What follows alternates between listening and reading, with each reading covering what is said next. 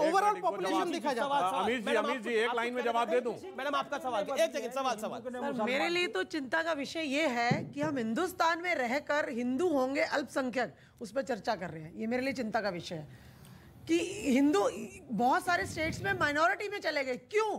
क्योंकि मुस्लिम्स के जो अत्याचार थे वो ज्यादा हिंदू सह नहीं पाए, और दूसरा मैं जवाब दे रहा हूं, 22 बच्चे पैदा करके वो माइनॉरिटी कहलाते हैं, वो मेरा चिंता का विषय है। मैडम पहली बात, आप इंडिया एक प्रिंसली स्टेट था, कई जगह ऐसे स्टेट्स थे जहां पे हिंदू शुरू से माइनॉरिटीज में था, क्रिश्चियंस वहां ज्यादा थे, बहुत ज्यादा थे। अरे भाई 6 स्टेट्स जो है वहां तो ऑलरेडी हिंदू कम थे, हमने उसका विरोध नहीं किया। आप उसको स्टेटस दीजिए, इसलिए इसको हिंदुस्तान आप जो 20-22 बच्चे कह रही है मैडम, ये आपत्तिजनक है। छोटी सी बात, 135 करोड़ की आबादी में 100 करोड़ को इंटरनेट से डाउनलोड नहीं हो जाते, वो भी एक प्रोसेस से चलते हैं। सवाल है ना, संख्या आप ये सब मत कहिए, वरना 100 करोड़ की आबादी काफी होती है, योगदान काफी होता है। आज अगर हम इस पे चर्चा करते हैं कि हिंदुस्तान में हिंदू अल्पसंख्यक है, ये चिंता का विषय आज की डेट में। ऐसा नहीं है, एक इलाका नहीं है, लद्दाख, मिजोरम, लक्षद्वीप, कश्मीर, नागालैंड, अरुणाचल, मणिपुर, ये सब है। आप अर्ध सच बता रहे हैं, आप अर्ध सच बता रहे हैं। एक मिनट, आप अर्ध सच बता रहे हैं, और अर्ध सच भी श्री कृष्ण के मुताबिक झूठ के तरफ होता है। मैं अपनी बहन को एक जवाब देना चाहता हूं। पहली चीज तो ये, आप सेंसेक्स ले आइए, जहां जहां मुस्लिम आबादी बढ़ी है, आप बताइए कहां बढ़ी। देश में कोई कहीं पे हिंदू अल्पसंख्यक नहीं हुआ है। कश्मीर के अंदर कश्मीरी पंडितों के साथ वो, एक सेकंड सुन लीजिए, सुन लीजिए। कश्मीर में हुआ, अरे वही तो मैं कह रहा हूं, वही तो कह रहा हूं, सुन तो लीजिए। कश्मीर में जो कुछ हुआ वो यकीनी तौर से एक जुल्म था, और उसके खिलाफ सरकार जो कार्रवाई की सबने कहा। लेकिन मुझको बताइए, बाकी जो 9 स्टेट्स हैं वहां तो कई मुस्लिम नहीं है, वहां तो सारी सरकारें भारतीय जनता पार्टी की हैं। आसाम की अगर आप बात करते हैं, वहां पे आज भी 62% जो हिंदू हैं। अरे सुन लीजिए ना, और वो 62% हिंदू जो हैं, सुधांशु जी के संसद के अंदर पूरी पे बहस हुई है, वो कहते हैं वो 24% जो बंगला भाषी हैं उनको वो हिंदू नहीं। आप कहीं ना कहीं झूठ मत फैलाइए। भारत के 9 जिलों में हिंदू अल्पसंख्यक हो रहा है, कहां पे हो रहा है? 62% आप झूठ फैला रहे हैं। एक मिनट सुनिए, भारत के 200 जिलों में मुस्लिम तय करते हैं कि पार्षद कौन होगा, प्रधान कौन होगा। आप तो हमसे वोटिंग राइट छीन लीजिए ना, सुन लीजिए, अगला कदम लाइए कि आप हमसे वोटिंग राइट छीन लीजिए। हमने कब मना करा आपको? पार्षद दुनिया को अपने असल बात बताइए।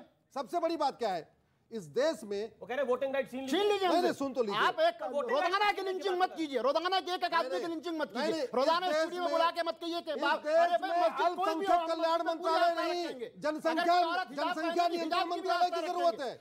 अल्पसंख्यक कल्याण मंत्रालय से कभी एक इंडिविजुअल लिंचिंग मत कीजिए। सुन लीजिए, हाँ, इंडिविजुअल लिंचिंग की बात नहीं है। अगर आप स्कूल में हिजाब की वकालत करेंगे तो लुक फॉरवर्ड कैसे होगा? पॉइंट ये है, आप हिजाब को, आपको हिजाब और हिजाब जो ऑनरेबल कर्नाटक हाई कोर्ट ने कहा है कि वो मुस्लिम धर्म का कोई बहुत बाध्य हिस्सा नहीं है। अरे मुस्कुरा के कत्ल कर दिए, कोर्ट कह देता है।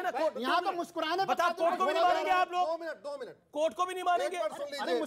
मुस्कुरा के कोर्ट कत्ल कर देता है, ऐसे ही बोला गया। अफजल हम शर्मिंदा है, तुम्हारे कातिल जिंदा है। आदमी का तमाचा मार दो, मुस्कुरा, उसी का जवाब। एक मिनट, संवैधानिक व्यवस्था, एक मिनट भाई सुन लीजिए। भारत का संविधान भारतीयों के लिए है। मुस्कुरा के राज्यसभा बुरी लगती है क्या? सुन तो लीजिए, राज्यसभा की बुरी लगती है। एक सेकंड। भारत का संविधान भारतीयों के लिए है। ये भारतीय रीति को प्रोटेक्ट करता है, विदेशी रीति को नहीं। भारतीय भाषा को प्रोटेक्ट करता है, विदेशी भाषा को नहीं। भारतीय पहनावे को प्रोटेक्ट करता है, विदेशी पहनावे को नहीं। भारतीय तिलक को प्रोटेक्ट करेगा, विदेशी हिजाब को नहीं।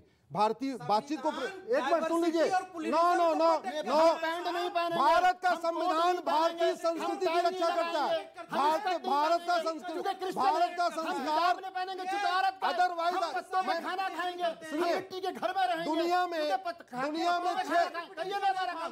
में 1000 संप्रदाय हैं, क्या आप सबको माइनॉरिटी घोषित कर सकते हो? भारत का संविधान जो संप्रदाय भारत में शुरू हुआ उसको प्रोटेक्ट करता है, विदेशी को नहीं। ये विदेशी मजहब को बताइए करता भारत को। और मैं बार बार कह रहा हूँ,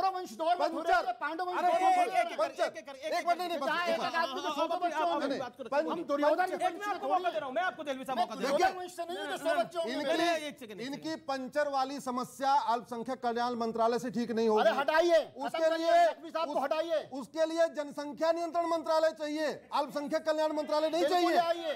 बिल्कुल किसी ने मना करा विश्व के अंदर।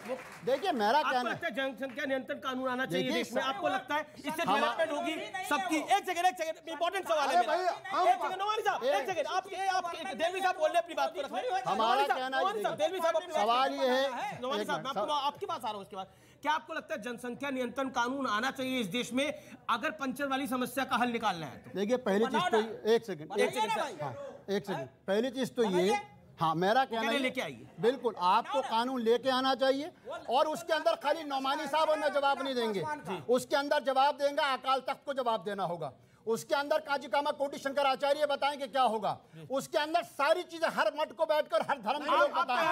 अरे हम तो तैयार हैं, हम तो तैयार हैं, हम तो तैयार ठीक है, हम तो हमारे तो ठीक है, आप मानते हैं। तो अब सरकार लाएगी। मैं कह रहा हूं देखिए अगर मेरे इन्होंने कहा सबको बोलना चाहिए, मेरे तो दो ही हैं।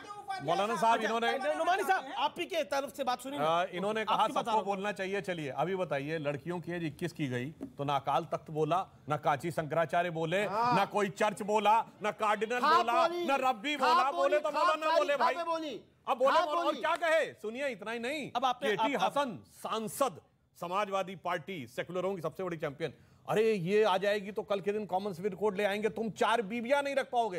साहब 40-20 बच्चे नहीं होते, 4 बीवी तो होती है ना? नहीं होती, होती है ना? कहाँ होती है? अब लीजिए वो बात कहते नहीं होती है तो अब मैं एक और बात भी कहना चाहता हूं। अगर हो तो बता दो ना। एक और बात शोएब जमाई ने एक बात बोली, ये भी एक बड़ा चला गया, वो त्रेता में होता था, सूर्यपोष में होता था, अब नहीं होता, कलयुग में नहीं होता, त्रेता में होता था। अच्छा ठीक है देलवी साहब अब अपने टाइम पे बोलिए, मेरा निवेदन है एक सेकंड अच्छी बात है, ऐसे डिबेट नहीं हो पाएगी, मेरे को डिबेट रोकनी पड़ जाएगी। देखिए सब अपनी अपनी टाइम पे बोले ना। सुधांशु की बारी कहां से लाए उपाध्याय साहब? आप तो वकील हैं, आपको ये पता नहीं छोटी छोटी सी बात जो है 5 कहां से लाए आप? 5 हमारे पास। अरे 5 कहां से लाए आप? मैं आपको चैलेंज किया, मैं आप लाइए 10 आदमी के नाम दीजिए, मैं आपको दिल्ली ये 10 आदमियों के नाम दिखा दें, ये जो कहेंगे मैं करने को तैयार हूं। लाइए ये ऐसे मुझको 10 मुसलमान दिखा दें दिल्ली के, मैं आपको 1000 दिखाता हूँ। 4 अरे आप कहीं नहीं सकते, 1000 झूठ का घर पैर नहीं होता। मैं 1000 मुसलमान दिल्ली में दिखाऊंगा, 10 से 20 बच्चे हैं, 10 से 20 भाई सुनिए, अब एक मुसलमान जिसकी 4 बीवियां हैं आजकल बड़ा न्यूज में है, इमरान खान। जहां मुसलमानों का शासन हो जाएगा वहां 4 बीवी जरूर होगी, कोई कानूनी रोक नहीं है। अभी शोएब जमाई एक बात बोले थे, मैं इनको नहीं जाने दूंगा। इन्होंने कहा SC ST OBC का रिजर्वेशन, जनाब जहां मुस्लिम मेजॉरिटी में हो जाते हैं SC ST OBC को रिजर्वेशन खत्म। बताइए कश्मीर में था? नहीं।